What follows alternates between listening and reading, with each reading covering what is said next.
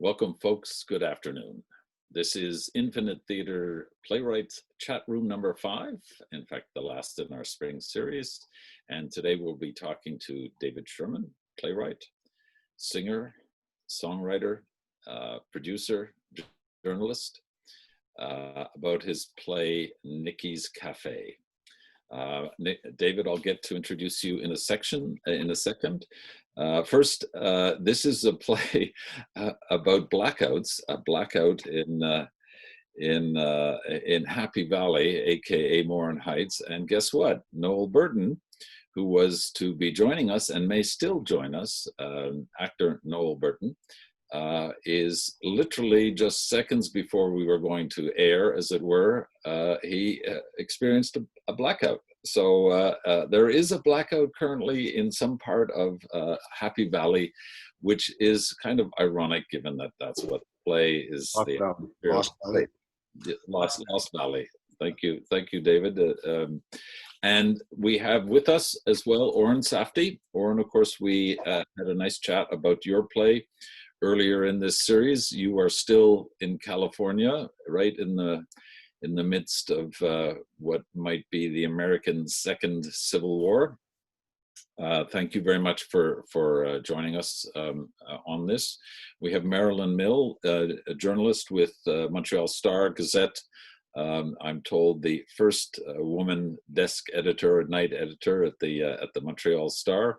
Thank you, Marilyn. You're also a good friend of David's, and I know you like theater because we've seen you at a lot of Infinite Theater productions. And then Corina as well, Corina Lupu. Corina, you are in Lost Valley, which is a happy valley, of course, Morin Heights, and you are the producer of the local theater. And you would be the person who might green light this script down the future for production there. So we are going to be talking about David Sherman's play, Nickey's Café. David, you and I have had the pleasure of working together a couple of times. You've been the playwright in residence at the Centaur. You were playwright in residence at Infinite Theater as well. You wrote a play, among others, about Joe Louis and about the latent racism in American society. I don't think you ever got the credit when we produced it for the kind of prescient subject matter that you were dealing with when we did it, but it was a big success. You also were extremely prescient about the state of journalism and newspapers in Canada. We did a play called Daily Miracle together, which was set in a fictional Montreal newsroom just on the night when it's all closed down and it goes online. So once again, you were ahead of the world. And if I can just take a moment here, I'm going to plug this because it's such an amazing book. David, you just have edited a book called Fish Wrapped, which is a collection of essays from very well-known journalists across Canada, quite a few of them from Montreal, names that we all know, Mark Abele, Jim Duff, Tommy Schnoormacher. It's an amazing collection of essays about the end of newspapers in Canada and the end of the newspaper business of the bygone era. And it's funny and tragic both at the same time. So congratulations on that as well. Now, to the play, to the matter at hand. David, can you, because there are quite a few, by the way, if I can just very quickly remind everybody, this is an exercise for David, for the playwright. It's a real dramaturgical exercise, and thank you very much, David, for having the courage to be on the firing line here with this, and just reminding all of us and those who may be watching, listening, that this is an early draft of the play. David has staked out the territory he wants to be talking about. And we are hopefully going to inspire him to to go to the next stage with the next draft on this. So David, once again, the fact that you're putting your vulnerability on the line here, congratulations, thank you. Can you tell us a little bit just what you're trying to deal with the play for those who may not have read the script? By the way, there are almost 100 people who have requested the script and who may or may not have actually read it at this point as we're talking. So this series, according to, and Oren being one of them, the playwrights who have participated, has actually really done what it's supposed to do. It has helped the writers go to the next stage. So, sorry, David, over to you. Thank you, Guy. The play came about as a happy confluence. I was doing some work with Karina Lupa, who is on the screen, as you know, the artistic director of Theatre Morin Heights. And people should know that Theatre Morin Heights has been around since the 70s. It's a very serious amateur theatre. And I was lucky enough to do some work with them at the same time that I read about a new series that Stephen Frears was directing for Sundance, which was basically two-handers. Every week, the same two characters would meet. When you're working with amateur theater, you have one of the great benefits is that you don't have to pay cast. So unlike your theater guy, you don't have to worry about how many cast members. So I began to wonder, how could I write something that could take advantage of all the enthusiasm that people have for the theater and all the people that like to take part in it. And when I read about Stephen Frears was doing these series of two-handers, it seemed like a perfect way to get many people involved. Is your hands up like this for a reason? Yes, David, we just have been joined by Noel. Noel, we understand you had a power outage, and now, of course, the power is with you again. So Noel Burton, one of the great actors in the Montreal theater community, and also a resident of Lost Valley, Morin Heights at the moment. So Noel, thank you very much for joining us. David, I'm sorry to interrupt you. I just didn't want a face on screen that was not introduced. I apologize. It was just a brief. First of all, I want to make this clear. Morin Heights is not Lost Valley, and Lost Valley is not Morin Heights, but there is a town not far from that called Lost River, which was a very romantic name, Lost River. So I figured Lost River, Morin Heights is in the valley, hence. So I said that really, this was much of a lark. I just began to type conversations humorously. And one of the first conversations I typed was I had a friend whose name I will not mention that kept telling me how difficult it was for her to find a place to pee. Now this kind of struck me because she went through all these pains to try and find a place to pee when she was traveling around Montreal. So I set up to have these two ladies talking over coffee about the difficulties of finding a place out in the wide world about going to Montreal and where they could stop to use the washroom. And from there, it just, I just started writing situations with little bits and pieces of people, but people that I knew around town.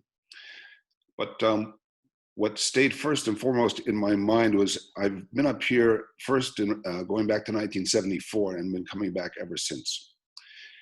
And I now live here and have been living here for about 7 years. And I think what struck me always was that these people that have lived here for all this time, some of them don't like each other very much, but they all seem to love each other. And this really struck me, that people could support each other and come together in times of celebration and in times of grief. And without and their bond only being the fact that they lived in this small town and have spent most of their life together. So this informed the play. And the last thing I have to say about it is that it really was going to be a lark and just a bit of fun. And then somehow Guy got involved. And once Guy got involved, it became a much more serious, not a more serious play, but it became a more serious attempt to make a legitimate piece of theater. And the last thing I'll say about it is that Karina had asked us to do 3 scenes from the play for the Journée de Culture last September, October it was, which we had. So the play had 3 scenes done for a live audience in Morin Heights, and it went over really well. So we were, at least I was enthused by it. People were enthusiastic, came up to talk to me about it, wanted to see the rest of the play, etc. So we're now working on the rest of the play. Okay, just before we let you totally go here. What would you say is the theme of the play now that you're trying to write a big play, not just a sequence of scenes? Is there, or do you want to hold back on that? I don't usually start work with, with a theme in mind, but in this case, I think it's how older people hold on to their memories and hold on to life in a small town. And these people are all part of country living is being isolated. And so how they deal with that isolation is obviously through their love, affection, and even perhaps animosity towards the other people in the community. And I wanted that to be a line that went through the play. It's how people cope with, and why they leave the city and why they come to the country and how they cope in the country. I'm just going to do quickly around here. If people want to give a kind of an opening statement, opening reaction, some thoughts, questions for David. Oren, you're right below me on my screen. Why don't you jump in? Oh.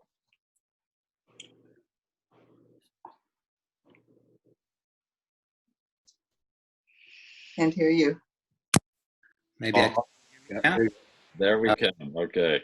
All right. I just wanted to start by really saying that I found this some of the most purest writing that I've read in a long, long time. And I mean pure by feeling that I was so taken in by the characters that it felt like the playwright wasn't there. That you really channeled these characters and came up with this vernacular that I feel is really at that level of, like, the way August Wilson made Pittsburgh, of the whole of the century of Black America, his voice, or Martin McDonough, the way he kind of taps into the vernacular of Ireland. You've done that, I think, for I don't know what area, it's probably Eastern Townships, but it's the kind of writing that I'm very jealous of, because it's just one of those things that I think every writer tries to do, but it's so difficult. And I was so invested with all these characters right from the beginning that I was laughing with them. I was surprised by them. And I think you've set up something really big here. And because you've set up something really big here, I feel that you're promising a lot as well. So when we get into things, I sort of want to kind of go more into that, about what I expected. And, I guess two that I sort of went back and looked at was Martin McDonough's The Lieutenant of Inishmore, and also Iceman Cometh, just for the structure, the way it's sort of in a bar and all these characters coming in. And I wanted to revisit those to see how they dealt with that to make it a dramatic experience. So those are sort of things that I'd like to come back to afterwards. We sort of the difficulty of having one location that people come into and yet keeping attention and a plot moving forward. That's definitely one of the challenges that David has given himself, I think.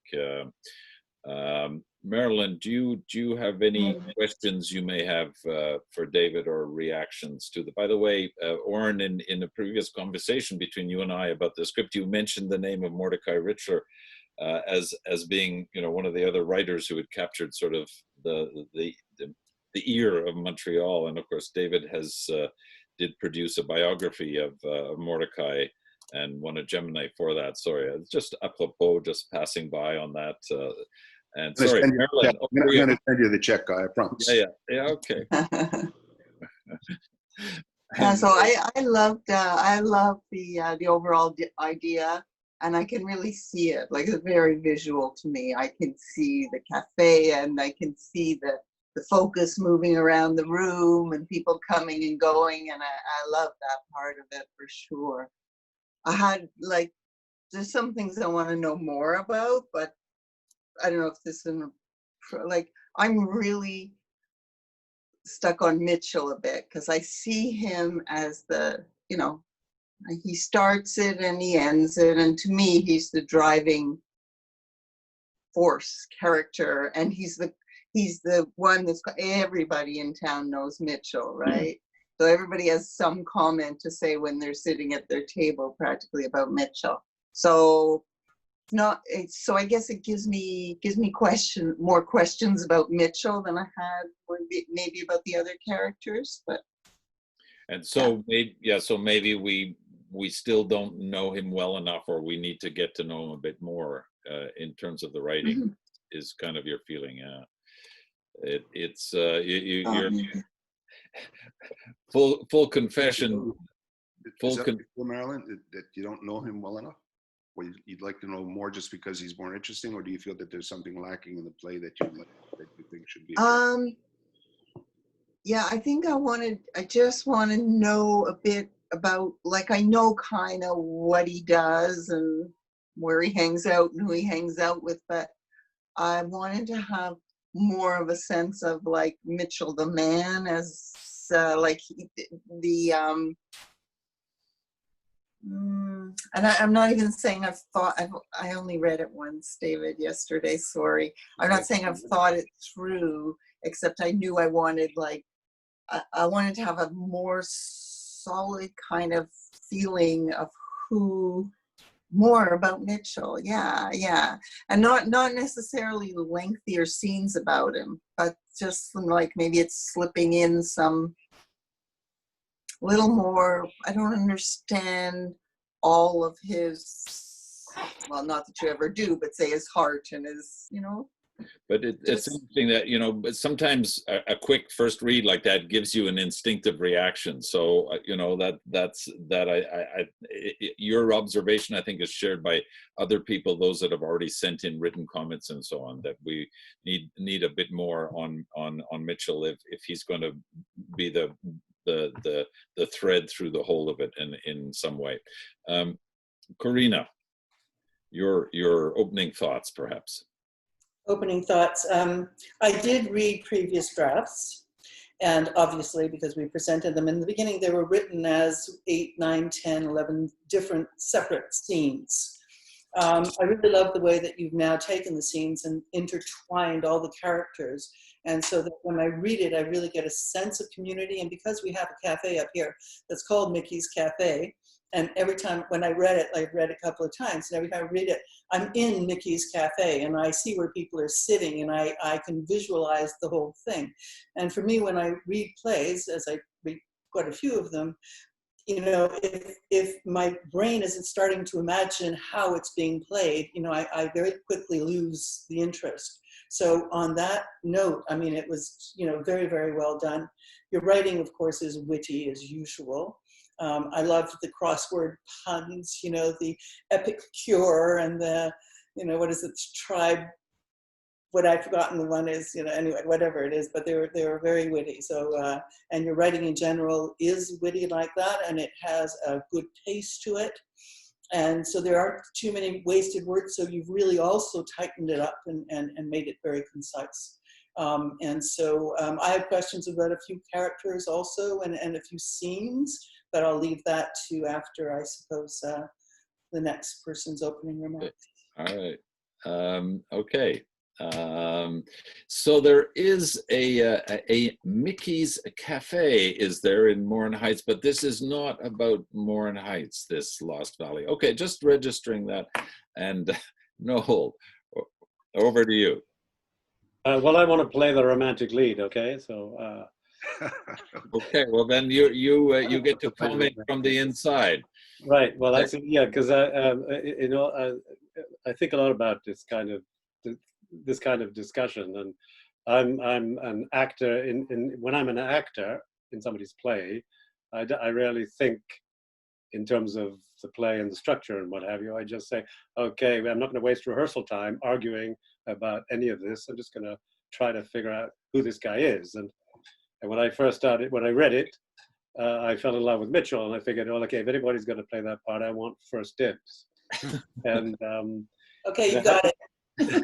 I have to say, and just to kind of give it the thing that really hit me, it has and I'm a great Russian drama fan. I mean, I love Russian drama and German drama. I'm big on that. And the style of acting and also the discoveries about acting that the Russians made. I think this has a wonderful Chekhovian quality. about it. That's the first thing that hit me. I thought, oh, this is a play about where atmosphere plays a huge. Atmosphere is a character in this play, and the cafe is a character, and it's kind of personified by the what's her name, the waitress. It slips my mind. Katrina. Frankie. Frankie, right, yeah, sorry. Sometimes short-term memory actors, Frankie. It's characterized by Frankie. And then I wasn't sure about it when I was reading through it. And when I came to the last scene, it all made sense. It all made sense. And it was just a wonderful ending to actually what is a wonderful beginning. And so my only concern would be, given that I really love it, is that what comes, well, it's what Marilyn, you were saying about Mitchell.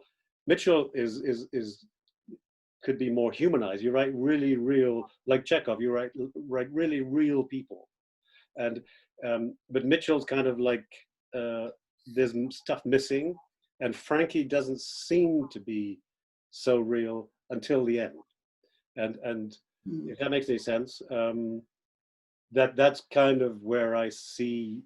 I would like to see you go. Can't tell you how to go because I'm not the writer, but I mean that's my if I was acting it, I would say, can we develop that a bit more? It can't be all that bad yet if an actor is saying I want to play that part. But you basically, is there anything you feel you would need more in the characterization that where could it go? I think it's both Frankie and Mitchell. I think need to have more. There's a lot of Frankie doesn't say very much for the whole play, and I think there has to be. And I think you probably implied it in the performances. It would come out. Yeah. But I think maybe there has to be something more of game playing between the two. I'm not sure. It's interesting because Frankie is 25. Everybody else is in their 50s or 60s in the play, and you would think that character might carry more of a detail in. It would be more detailed and carry more something to do with this. In contrast to the age, there would be more of a tension between, if the theme is old age, then you're not using the young character strongly enough as the opposite, of old age. Yeah, because it's such a surprise at the end when she turns around and wants to go out with Mitchell. Yeah. I mean, that's a complete surprise, and it's delightful, I think. Is there now it's interesting when you said that you wrote it for an amateur company, David, which meant the size of the cast was not a concern. So are you in fact in conflict of interest because now you're trying to write a lot of characters for a lot of the acting company? Does this in fact go against the structure of the play? But do you have too many characters? I wonder whether there are a couple of people who were asking that question, and I'm wondering whether trying to provide roles for lots of people is now undoing or making your task as a playwright more difficult. Although I wanted to play with a lot of characters, I think what I settled upon was issues that I wanted to discuss.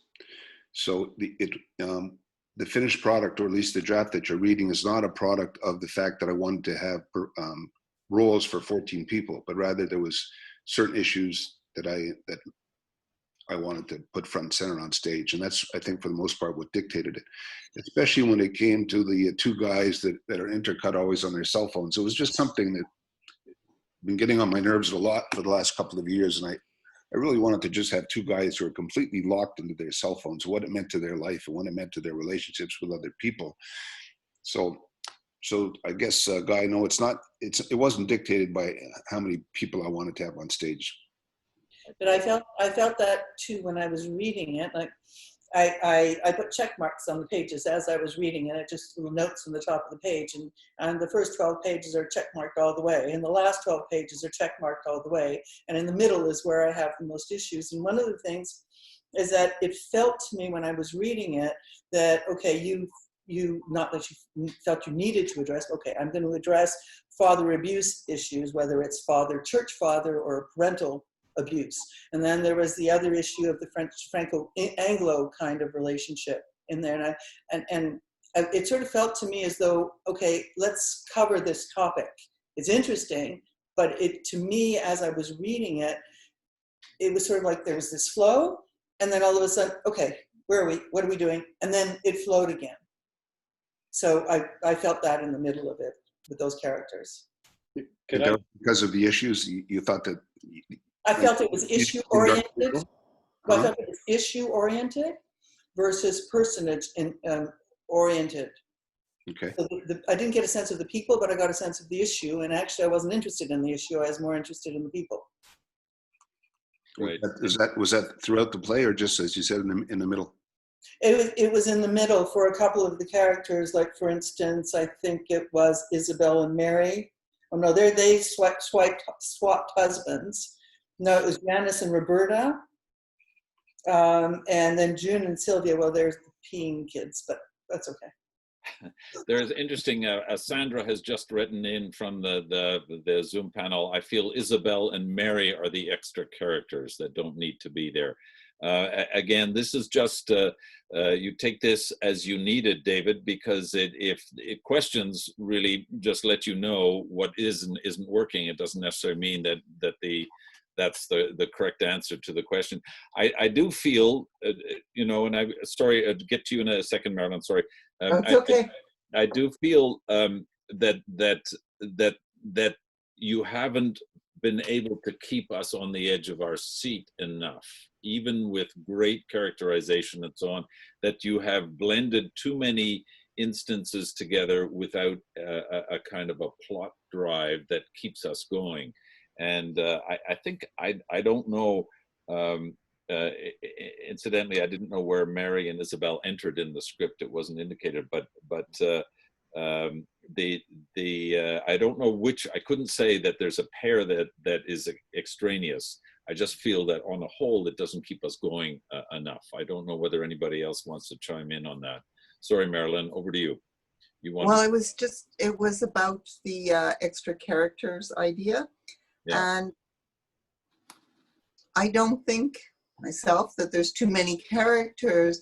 I think there's maybe too much time spent with some of them, like many of those couples have they're given equal time, whereas you could say, okay, the dudes with their cell phones, we maybe don't need to know much about them at all. They're almost like a backdrop, and we don't need to know what they're talking. It's just because you have people staring into their cell phones at cafes, and they would have, say, less lines, and then you give more over to, I can't remember, one of the pairs of women.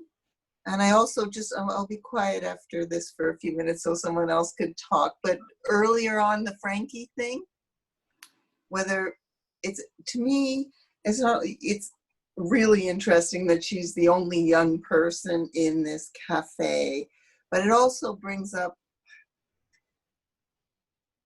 I don't know, I'm trying to figure out from my waitress days exactly how she would deal with the men. Because really, the only people who kind of nicely order their coffee and say thank you are the women, right? The guys all have some, whether they say it when she leaves the table or they say it when she comes to the table. And yeah, so there's different ways, my former profession, people deal with this, and it's an ongoing assault, really. So it's not even that it's inaccurate, but except hopefully times have changed since 40 years ago when I was Frankie. I'm not sure though, but so I just thought there'd be in terms of Noel, you're saying, will we see more of Frankie or develop her character more? I think that's one way in possibly to Frankie is how does she feel And then it becomes even more interesting that she has this empathy for Mitchell, and, you know, but how, so maybe it's just more like it's in a few like comments that are unserver-like, or I don't know what it is, but this sense of her, like I find those guys, David, like too many of them maybe are obnoxious.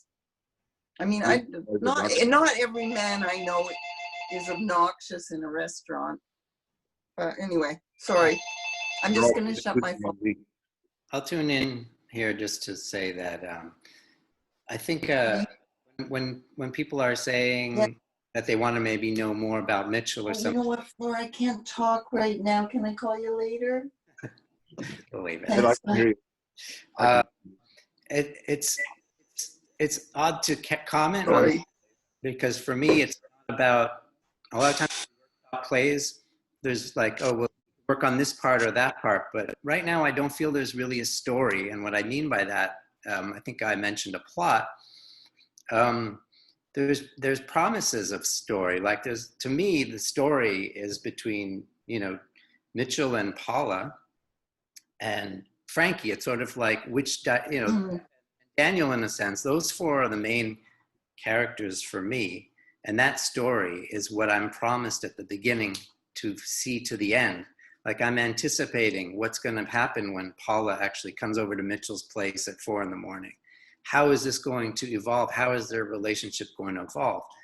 And it didn't take me there. And then at a certain point, maybe by page 20 or 30, I started to realize, okay, we're staying in this cafe and we're going from different places.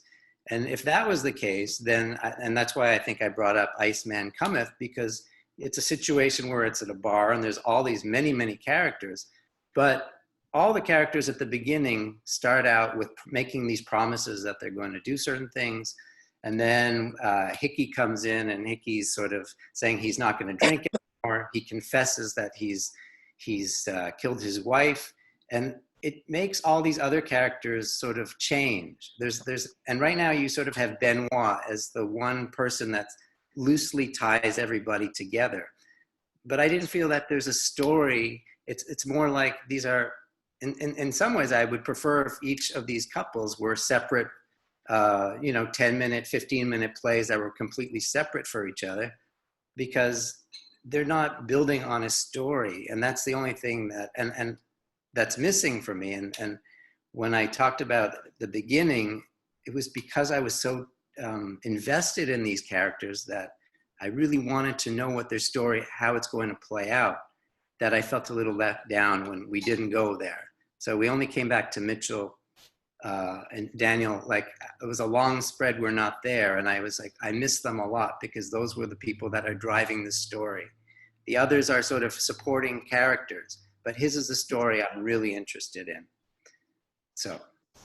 And also the other ones, what would happen, sorry, Noel, is the other characters that they're dealing with very serious and big issues in a very short amount of time that never just went anywhere. So every time you read it, you say, okay, and then you move on. But these are big issues that would actually deserve more attention as well. Could I just jump in on that in terms of As you're aware, by a very quick power out here in the country, so I am back now. Presumably you didn't need me anyway, so I can book out. It's Confederate attacks. We were getting Confederate attacks up here, cutting off countryside power. I'm going to, just to restart so that kick myself back into here, I'm going to read one of the comments that I have from, I will only say, well, she tells us her name is Janice. And this is of, I think, of interest. I may have to recuse myself from providing neutral comments and feedback for this particular play. I confess that I have spent several summers in the town of Morin Heights, spelled Mooring, but Morin Heights. I have gone to Mickey's Café for the free Wi-Fi myself. My name is Janice, and I knit in public. I know versions of most, if not all, of the characters in this play in real life. Having said that, here are some comments.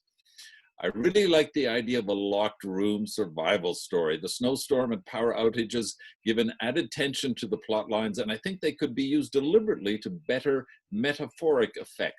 I feel that having so many characters coming and going and saying almost the same thing each time in each group detracts from that atmosphere of being stuck together in a locked room with the danger all around. Instead of just complaining about the skier tourists, it might be nice to have a stranded tourist stranger wander into this group as an outsider with that outsider perspective to shed additional light on the characters and to highlight how closed and insular this group actually is. I think there's also more opportunity for false news and wrong word of mouth rumors in this setup, as well as people simply having their own different opinions about Benoit's possible fate. Frankie acts like a 60s teenager in high school and not like any modern 25-year-old post-grad woman that I've known in this generation. At 25, she would likely be at least manager or part owner of the Café, if not the full owner, with a business degree and grant from the government. She would be in regular, more long-term serious relationships with men or settled friends with benefits, regular hookups, certainly not worried at all about boys who only want sex. In this generation, I suspect she would also be far more casually okay boomer in her attitude to her elders. I feel like Mitchell's strengths need to be more particular and specific to him in order to impress us. I'll leave it there, but Janice, thank you for those comments. So there's a Mickey's Cafe in Morin Heights, and though this doesn't take place in Morin Heights at all. Nickey, in Morin Heights, it's Mickey's with an M as in mother. Nickey's Cafe is in Lost Valley. Yes, that I was reading it as Mickey's. I'm sorry if my pronunciation is so bad that it sounds like Nickey's. Are there any other? So is that just a coincidence that there's a Janice who knits in your play, and there was a Janice who knits in real life in that cafe? Yeah, that's a coincidence. I don't know any Janice, and I don't know where I got the idea for a knitting. I don't know. No. So as you see, once again, you just have eyes on the back of your head or something like that. You just see everything without seeing it. Anybody, any reaction to the Frankie character? I like that analysis myself. That it's a bit doesn't feel like a real today 25-year-old. Is that? It might be a today 25-year-old who lives up here. And at the end, she wasn't offering him anything else but a movie and some popcorn. Right. And it may simply be somebody who is just very friendly and earthy, and who feels that this man needs company and actually really likes his eccentricities. So I think that there are 25-year-olds that are a little bit more granola who live up here, and do react differently from the typical urban 25-year-old, I would think. And there are many of them up here. As to fleshing out a character in the beginning and fleshing out the relationship so we know a little bit more about, yes. And also to know a little bit more about her, because, did she have an elderly grandfather, or did she have, what was it that made her want to connect with him without necessarily, spelling it out? But I mean, I feel that there needs to be something more in there for Frankie. Yeah, and Noel? Yeah. But I just had a chat room entrance agreeing with you, Karina. So thank you. Go ahead, Noel. Sorry. Yeah, to go back to Benoit, I think I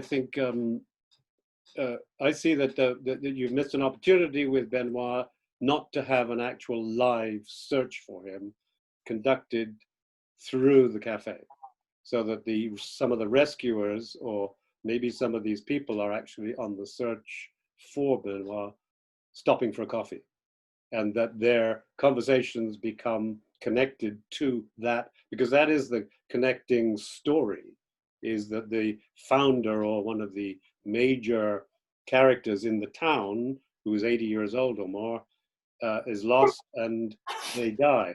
And you have Mitchell right from the start saying, no, he's fine. Everybody else is really worried, and Mitchell seems like he couldn't care less because he says he's fine. And which creates an interesting dynamic with Mitchell and every other character.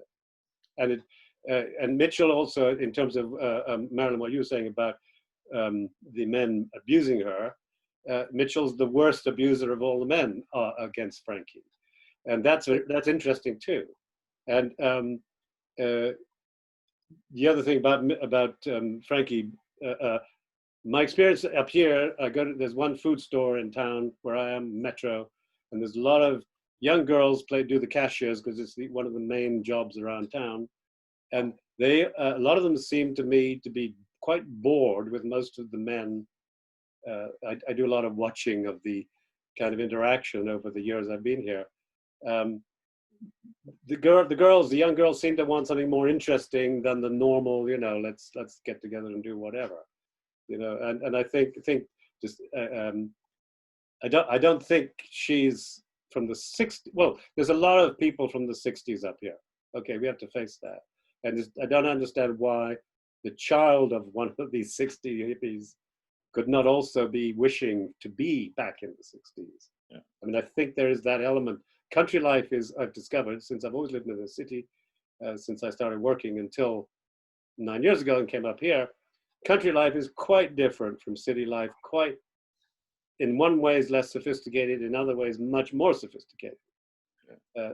So there's that. Anyway, I just thought I'd throw that in because that's kind of like I was trying to. But I like to. We're going back to Benoit, and that there are a lot of comments about having him more present and a bigger through line through the whole thing, and that the actual search for him, should be more dynamic and could aid you in pulling everything together. I'll leave it there. I don't know, Oren, did you have any as a playwright? Dangerous question, I guess. But in terms of the plot. Any comments on the plot? A little about that. You'll have to replay that when you were. I spoke a little bit about the plot, but I did want to say that in a cafeteria, obviously, realistically, in the real world, there would be these separate conversations going on.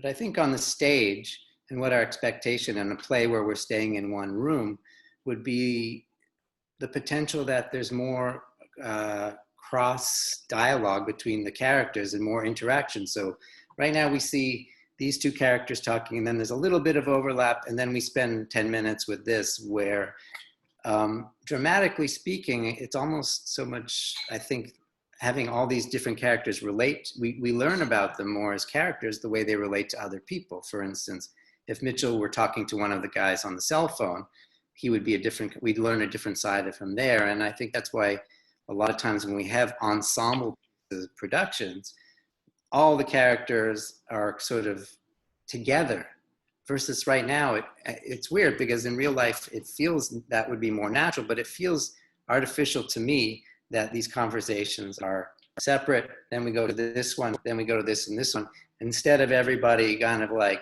one person shouting out here, that kind of thing. And the thing about Benoit is it gives the opportunity that's tying them all together, even if they don't usually speak to each other.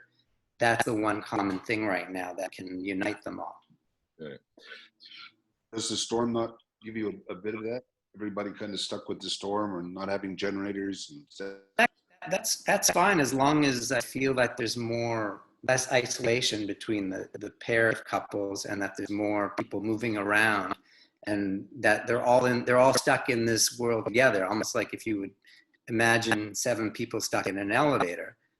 Even though the stage is big, if they're close together, it creates more potential dramatic effects and just more tension in a story that kind of leads out from that. Yeah, and I would say to, I think it was to Noel's point, that, I imagine if I try to imagine somebody here out in a snowstorm, this being ski country, the natural instinct of about 5 people at least that I know who are mountain skiers, like cross country, telemark, whatever, their first instinct is they're up on skis and their partners, and then they're organizing here, and they're out there looking, so that there's more happening in looking for Benoit. And so I'm just thinking that would be a natural kind of a thing that would happen up here. Okay. I'm going to, if I may here, and perhaps you touched on this while I was in my little blackout here. I want to go back to the theme because you started writing this. Old people is the two words I picked from your introduction, David, and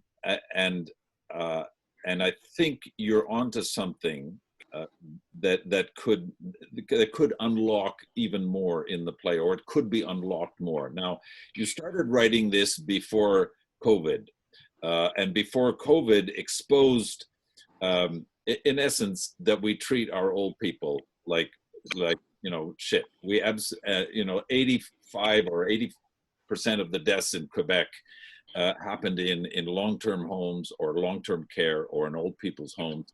And that's basically a reflection of our society's view of age. And I think that if this is post-COVID in your play, then I think you've got to bring that in. I think there is anger and truth, and you know what I mean. There's something. The new reality is that actually we are. We can't avoid it. And just as and I love that in the crossword you see certain questions that are thematic. One of the questions is what we won't see, or something. What tomorrow is the answer. And I love how you have seated surreptitiously your own theme in little things like the crossword questions and answers and so on. But I think that the question of our society's treatment of these people who have to disappear to Lost Valley in order to reflect on their life, and ultimately the play is about what values in life should we be looking at? Should we actually, what of our lives should we respect that we have achieved?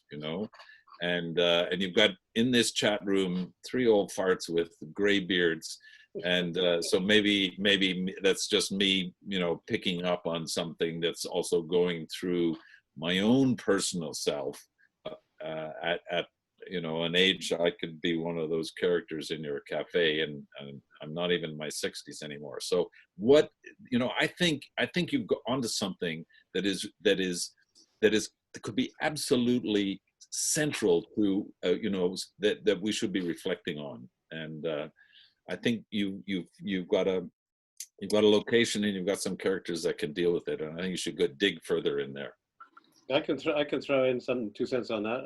I agree totally, and I think we have a situation where for us old farts, we have a government that's basically throwing us to the wolves, and I've got a personal experience to back that up. It's not something just off the top of my head, because I'm going through a repossession of where I live, and I'm the victim of regime callousness, and that's beside the point. But I think, Guy, you're absolutely right that theme of, okay, let's do the herd instinct and get rid of the old people to save a hell of a lot of money. And, you kind of touch on it, but not very powerfully. So it could be much more vicious, and it could be much funnier. I think if you could find, I have a feeling almost like you could go more Neil Simon with some of it. Like real, like out and out diatribe, idiocy on the Walter Matthau kind of level. Don't tempt me. Really, it's there. Because you've written these people, you know these people, and as I said, it's your basis of your Chekhov comedy. You've got the Chekhov. All you need now is the comedy. And that's a compliment, okay? So, and again, Benoit, I think, I've never been able to figure out the difference between plot and story, but if there is any difference, I think Benoit is the plot, and the story is how it happens. And so plot actually is what ties everything together, I think. Is that right? I'm not sure. I failed. If it works for you, it's right. Yeah, but anyway. Anybody on the theme of age and aging and what this play is all about? Can I just say the theme to me is sort of the background towards a story that reaches the theme, like works within the theme. And to me, that comes from the main character, Mitchell. And as I mentioned earlier, there's Paula and Frankie, who represent 2 very different paths for Mitchell. And it's really coming to terms with his own aging and how he's going to do that. To me, Paula represents somewhat of his mirror to accept himself. If he were to go and really kind of, he has the potential to have a relationship with her, sort of accepting himself for, you know, I'm past my prime in this. And versus Frankie, it's sort of what you think of as in the middle life crisis, where I'm going to reclaim my youth. And that's why I really tuned into that story and wanted to know how he was going to grapple with that. Which way was he going to go? Was he going to be able to, you know, kind of have a relationship with Paula in full sense, or was he going to kind of throw that away in some kind of fantasy for Frankie? That's why I keep coming back to that as the heart of the story for me. But he never had a relationship with Paula that lasted any more than 18 seconds or whatever it was. And thank you for that, David. And the thing is, you know, I wonder, why is he so cynical, so pessimistic, negative? Why is he down all the time? I mean, why? I mean, even when Daniel offers him the $500, he insults him. He can't even say thank you. What is it in this person that makes him that way? And when I was reading him, I was saying, it's impossible for him to have a relationship because he is just too messed up at the core. I mean, I have no idea what went on in his life, but certainly he doesn't function as a normal human being. And he can't accept goodness. He can't accept anything because I think the carapace around him is just so thick. So I'm not sure that he could even have a relationship with Paula other than using and abusing her. He's bitter, obviously he's bitter, but I think they talk about it and there is hope. I felt there was hope for them. I do too. At the end, when he's understanding that he's not going to go on this date with Frankie, and she says something to him about, oh, you and Paula, and he, and uncharacteristically for Mitchell, he doesn't just say, oh, that, whatever. He says, yes, he says, Paula's my friend, or something just very simple that also, Oren, made me think there's more there than he's, or, well, it's mostly from her, but that, you know, yeah, I thought there was gonna be more there. Post Nickey's. It happens on the last page, and perhaps if there's some kind of signal of that earlier, of him developing, changing, doing, you know, becoming more emotionally receptive, if there was some kind of indication earlier on, then that might be a little bit less of a dead end. When you get to rewrite it, probably the post-pandemic protocols will be clearer, and how we're all going to live over, you know, into the future. So you have, you know, you've kind of caught up a little bit in this draft with COVID, but I think you're going to have to, it's going to be a bigger part of all of our lives, and you'll have to make it a bigger part of the play. There's even a suggestion here from one of our watchers that perhaps the second wave is happening, you know, during the play, or another wave of it, and in fact maybe Benoit, you know, the reason why he ended up in the sauna was not just because of the blizzard, but because actually he's coming down. He finally did catch it, and does not survive it, or something like that. Anyway, those are just story plot elements that you could begin to play and think of, you know, of trying to get it. But I think you're going to have to introduce the post-COVID protocol a little bit more. Even in that little cafe, there's going to be, you know, wash your hands as you come in, kind of thing. Still, I think. I'm going to ask all of you generous people. Some of the comments are speaking to the fact that you are asking or hoping or thinking that there should be more. At the same time, of course, a piece of theater and people's attention span is somewhat finite.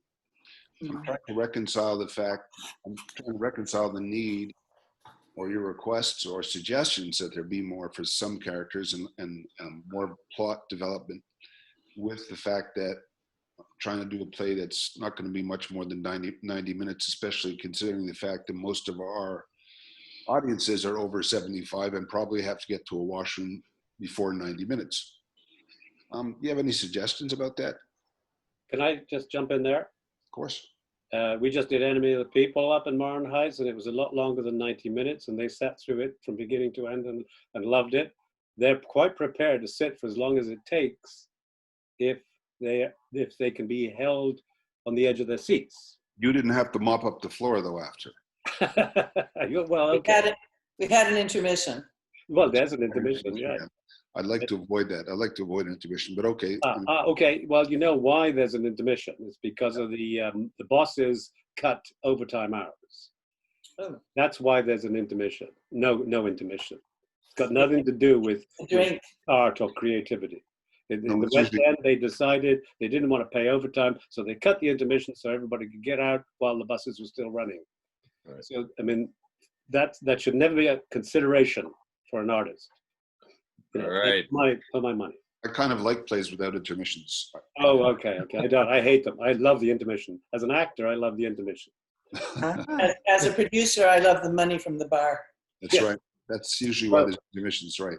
For the actor, but well, my training was in England. For the actor, the intermission was the time to have a pint.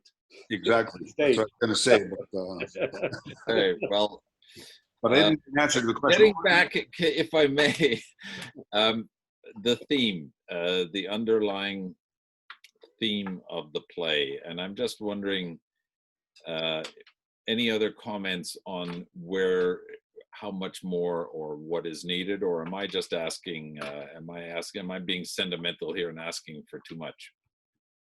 Just to answer David's question, to me, I guess before you start thinking about that, the question I would ask before writing the next draft is whether this is Mitchell's story or if this is an ensemble piece. And if it's an ensemble, then it really has to be ensemble. And if it's Mitchell's, it has to really be Mitchell's.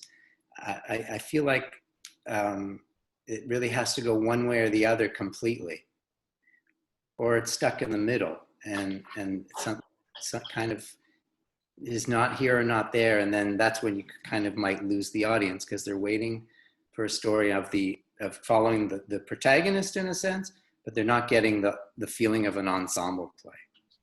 So that's what I would say. And I just had an idea flash when you said that and this is just off the wall here. Mitchell doesn't have a function, but he could have a function. He could be like a coordinator of the search, and the cafe could be the headquarters of it. And so he has a walkie-talkie. And he also has the attitude that Benoit's going to survive, and everybody else is down and depressed. I'm just throwing that out. That just occurred to me at that point, Oren, when you were talking. So for what it's worth. It's dangerously close here to trying to write the play for David, so we got to be careful. I think what I like about Mitchell is that he has a piece of knowledge. He knows Benoit, and he tells people, and nobody listens. And that kind of goes along with the character. I think that David's trying to portray that nobody listens to him. So So what? I'm sorry. We're at time here. Someone just said, Guy, across, I want to write that play. Can you read that comment? Can you read that comment? I got a comment on the bottom of the screen. Someone wrote, I want to write that play. I don't know what that said or meant or what it's got a great start. That's it. Okay. I want to write that play. It's got a great start. Okay. Thank you. Solve the attention span problem by shortening David's repetition of what we all know. Cutting individual exchanges shorter if they're surfing. Humor, yes, but fluff, no. Still a lot of depth can be brought with pauses and glances, the director's job. Thank you very much, Sandra, for that. All right, it's interesting because we did ask people to mention what they thought the theme was, and there was no unanimity. One person said it was about loneliness. Another person said it was about escapism, vulnerability, friendship. Another said it was about women. The other said it was the dark side of la comédie humaine, and so on. So it's interesting that there is yet no feeling of what the center of the play is. That would be my reaction to the disparate comments. Anybody have a last 2 cents that they want to throw in before we disappear into the great Ethernet? I just want to mention that Theater in Morin Heights is not an amateur theater. It is a professionally done community theater. Professionally done community theater. This has been the 5th in our series of chat rooms. They've worked beyond our initial imagining. In fact, 1 or 2 of the chat rooms have had more than 1,000 views between Facebook, YouTube, and Zoom itself. And we have 100 people who have been requesting to read the scripts. So the most important thing, or not the numbers, is the fact that all of the writers have said, hey, this is a great process. This has really helped me. So if you're a playwright, if you have a play that you've got a first draft and you would like us to do a chat room around, we will be doing another series in September. So please go to our website. There's an email address there. You can send your plays in and we will give it, we hope, our best consideration. And with a bit of luck, we look forward to seeing you seeing us, we not seeing you, but in the fall again in September for a second series of chat rooms. And in the meantime, I wish you all a great summer, and thank you everybody for this chat room. David, thank you very much for letting us chat about your play. All the best, everybody. I would like to thank everybody for taking the time and the energy to read the play and make notes and give it thoughts. It was very generous of everybody, so thank you. Thank you. And thanks to Morgandy, who has been our technician and kept us all Zooming together on this. Thank you very much, Morgandy. And over and out. Thank you, Guy. Thank you. Bye. Thanks, Guy. Bye.